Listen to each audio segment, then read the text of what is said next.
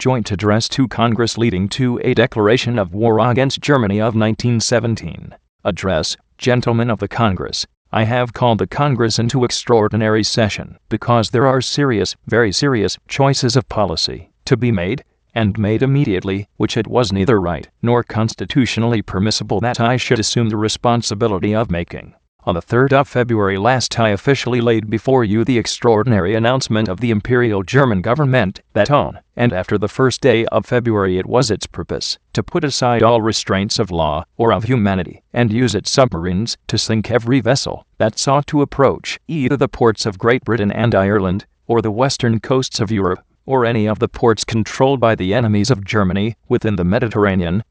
That has seemed to be the object of the German submarine warfare earlier in the war. But since April of last year the Imperial government had somewhat restrained the commanders of its undersea craft in conformity with its promise then given to us that passenger boats should not be sunk, and that due warning would be given to all other vessels which its submarines might seek to destroy when no resistance was offered or escape attempted.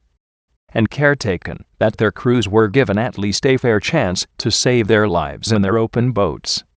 The precautions taken were meager and haphazard enough, as was proved in distressing instance after instance in the progress of the cruel and unmanly business, but a certain degree of restraint was observed. The new policy has swept every restriction aside.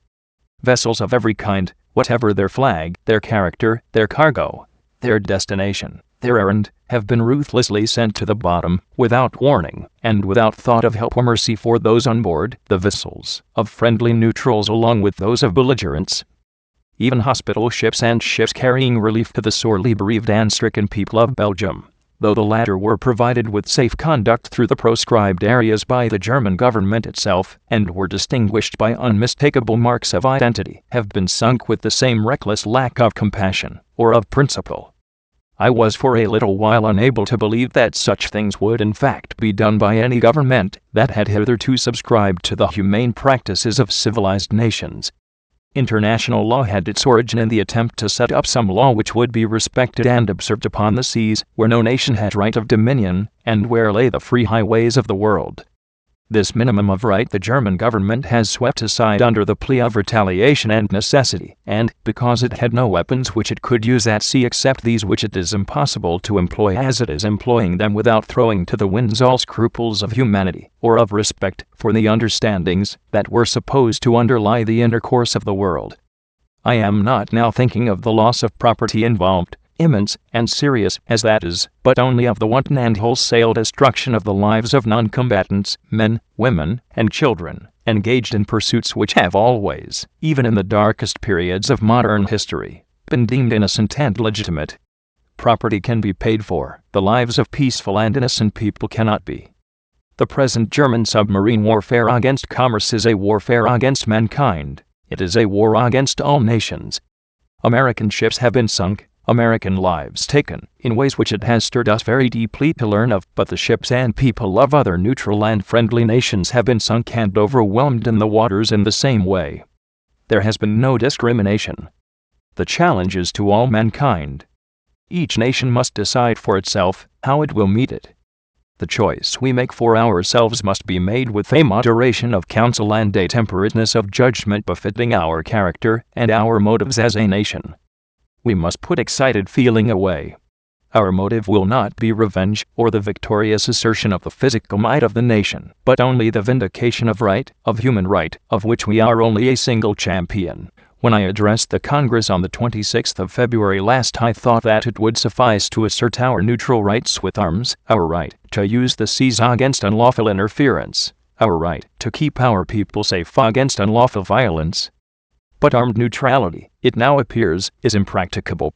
Because submarines are in effect outlaws, when used, as the German submarines have been used against merchant shipping, it is impossible to defend ships against their attacks, as the law of nations has assumed that merchantmen would defend themselves against privateers, or cruisers, visible craft giving chase upon the open sea. It is common prudence in such circumstances, grim necessity indeed, to endeavor to destroy them before they have shown their own intention. They must be dealt with upon sight, if dealt with at all. The German government denies the right of neutrals to use arms at all within the areas of the sea which it has proscribed, even in the defense of rights which no modern publicist has ever before questioned their right to defend. The intimation is conveyed that the armed guards which we have placed on our merchant ships will be treated as beyond the pale of law and subject to be dealt with as pirates would be. Armed neutrality is ineffectual enough at best, in such circumstances, and in the face of such pretensions it is worse than ineffectual. It is likely only to produce what it was meant to prevent. It is practically certain to draw us into the war, without either the rights or the effectiveness of belligerents.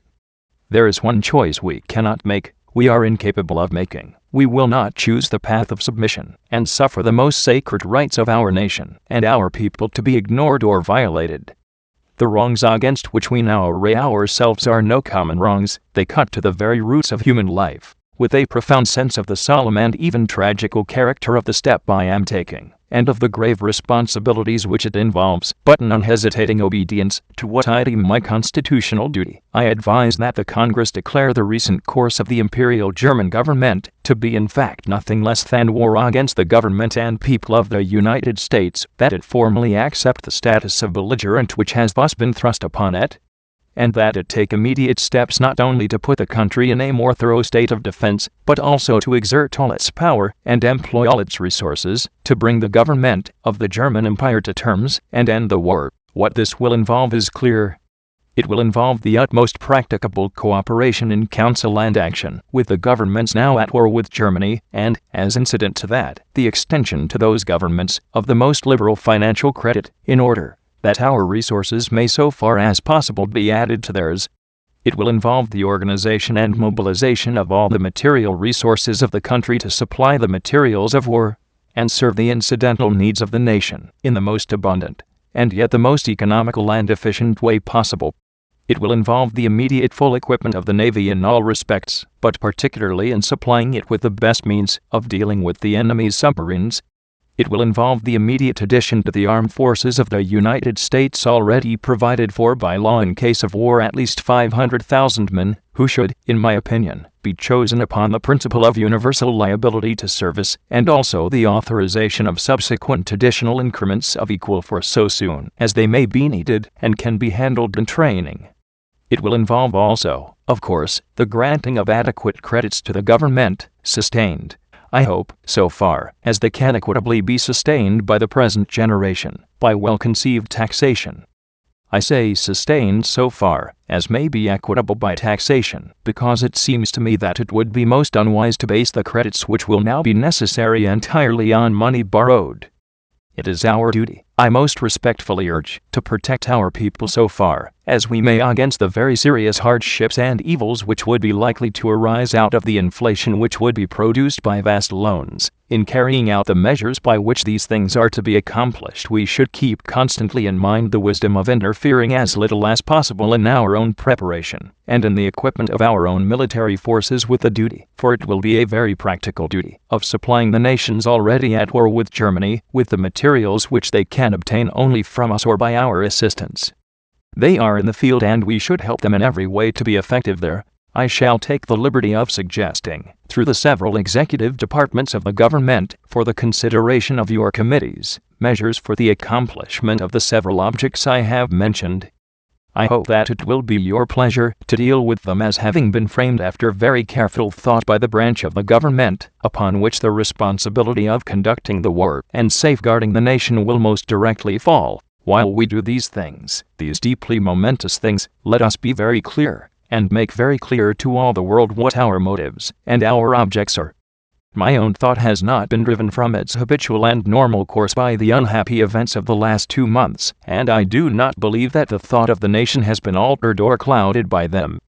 I have exactly the same things in mind now that I had in mind when I addressed the Senate on the 22nd of January last, the same that I had in mind when I addressed the Congress on the 3rd of February and on the 26th of February.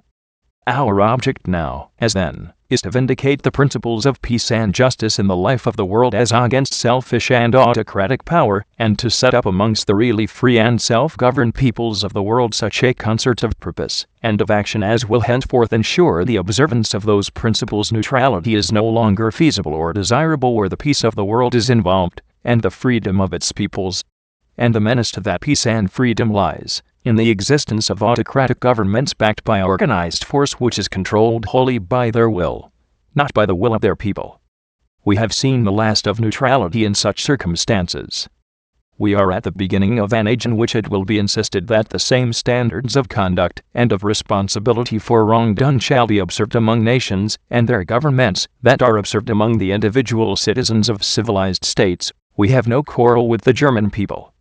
We have no feeling towards them but one of sympathy and friendship. It was not upon their impulse that their government acted in entering this war. It was not with their previous knowledge or approval. It was a war determined upon as wars used to be determined upon in the old, unhappy days when peoples were nowhere consulted by their rulers and wars were provoked and waged in the interest of dynasties, or of little groups of ambitious men who were accustomed to use their fellow men as pawns and tools. Self-governed nations do not fill their neighbor states with spies, or set the course of intrigue to bring about some critical posture of affairs which will give them an opportunity to strike and make conquest. Such designs can be successfully worked out only under cover, and where no one has the right to ask questions.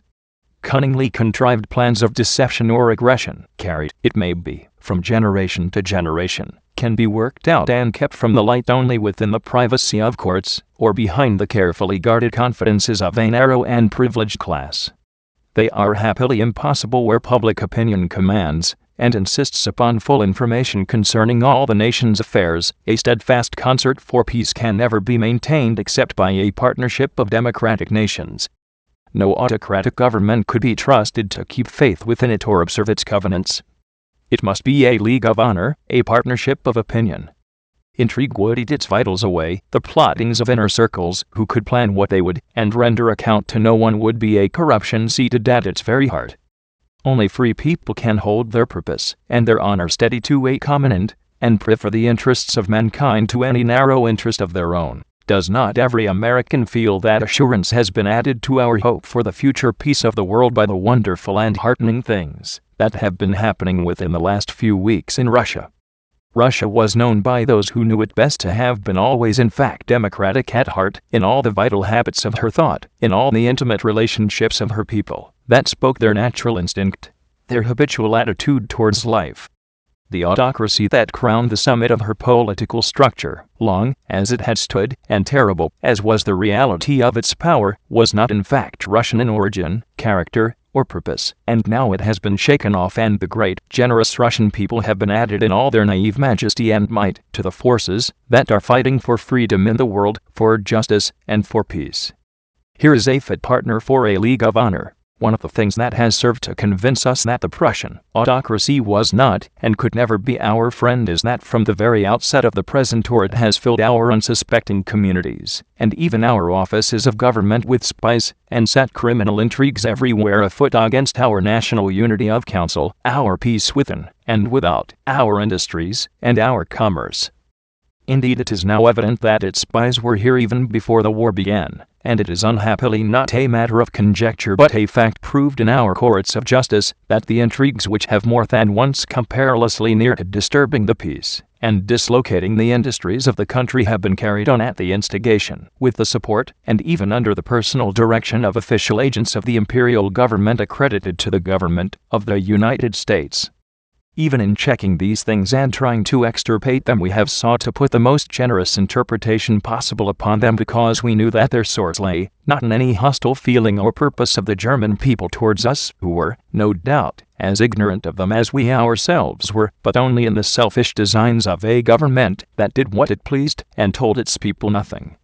But they have played their part in serving to convince us at last that that government entertains no real friendship for us and means to act against our peace and security at its convenience.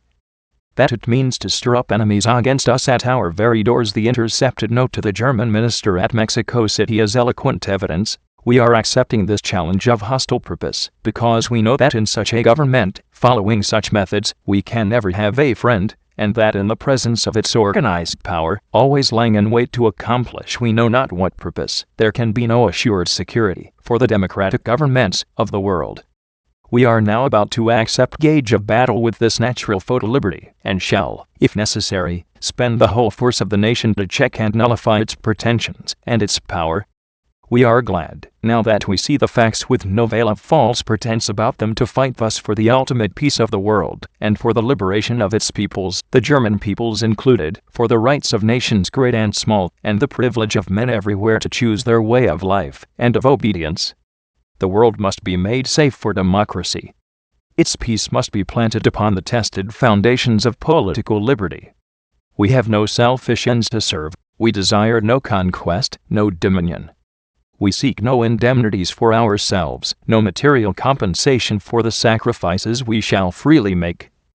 We are but one of the champions of the rights of mankind. We shall be satisfied when those rights have been made as secure as the faith and the freedom of nations can make them. Just because we fight without rancor, and without selfish object, seeking nothing for ourselves but what we shall wish to share with all free peoples, we shall, I feel confident, conduct our operations as belligerents without passion, and ourselves observe with proud punctilio the principles of right and of fair play we profess to be fighting for. I have said nothing of the governments allied with the imperial government of Germany, because they have not made war upon us or challenged us to defend our right and our honor. The Austro-Hungarian government has, indeed, avowed its unqualified endorsement and acceptance of the reckless and lawless submarine warfare adopted now without disguise by the Imperial German government, and it has therefore not been possible for this government to receive Count Tarnowski, the ambassador recently accredited to this government by the Imperial and Royal Government of Austria-Hungary, but that government has not actually engaged in warfare against citizens of the United States on the seas, and I take the liberty, for the present at least, of postponing a discussion of our relations with the authorities at Vienna. We enter this war only where we are clearly forced into it because there are no other means of defending our rights. It will be all the easier for us to conduct ourselves as belligerents in a high spirit of right and fairness, because we act without animus, not in enmity towards a people, or with the desire to bring any injury or disadvantage upon them, but only in armed opposition to an irresponsible government which has thrown aside all considerations of humanity and of right, and is running amok. We are, let me say again, the sincere friends of the German people, and shall desire nothing so much as the early re-establishment of intimate relations of mutual advantage between us, however hard it may be for them, for the time being, to believe that this is spoken from our hearts. We have borne with their present government through all these bitter months because of that friendship, exercising a patience and forbearance which would otherwise have been impossible. We shall, happily, still have an opportunity to prove that friendship in our daily attitude and actions towards the millions of men and women of German birth and native sympathy who live amongst us and share our life, and we shall be proud to prove it towards all who are in fact loyal to their neighbors and to the government in the hour of test. They are, most of them, as true and loyal Americans as if they had never known any other fealty or allegiance. They will be prompt to stand with us in rebuking and restraining the few who may be of a different mind and purpose. If there should be disloyalty, it will be dealt with a firm hand of stern repression, but if it lifts its head at all, it will lift it only here and there, and without countenance except from a lawless and malignant few. It is a distressing and oppressive duty, gentlemen of the Congress, which I have performed in thus addressing you. There are, it may be, many months of fiery trial and sacrifice ahead of us. It is a fearful thing to lead this great peaceful people into war, into the most terrible and disastrous of all wars, civilization itself seeming to be in the balance. But the right is more precious than peace, and we shall fight for the things which we have always carried nearest our hearts, for democracy, for the right of those who submit to authority to have a voice in their own governments, for the rights and liberties of small nations, for a universal dominion of right by such a concert of free peoples as shall bring peace and safety to all nations, and make the world itself at last free.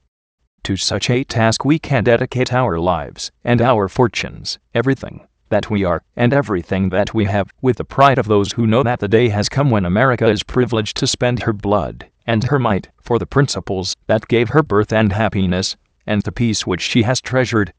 God helping her, she can do no other.